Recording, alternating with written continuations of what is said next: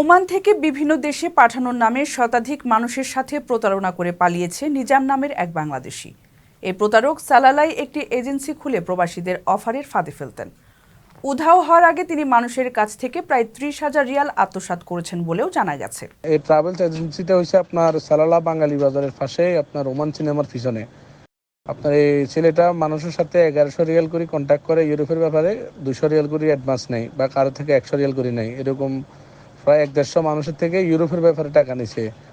তারপরে এরপরে আপনার আবার ওই কিছুদিন আগে ফেসবুক পেজ আছে এদের, স্কাই ওয়ার্ল্ড ট্রাভেলস নামে, ওইখানে আপনার বাংলাদেশ থেকে আসার টিকিট অনেক কম মূল্যে দিছে, অনেক মানুষের টিকিটও কাটছে, প্রায় 150 বা এর বেশি বা কম মানুষের টিকিটও কাটছে, বুঝছেন। এবারে যে 200-300 মানুষের টাকা নিয়ে বাকি গেছে, আজকে 4-5 দিন হয়েছে। সর্বপ্রথম তো আমরা মনে করছিলাম কোনো সমস্যার কারণে বন্ধ করছে বা কি আসে বিষয়, গতকালকে আমরা মানে বুঝতে পারছি যে বাকি গেছে।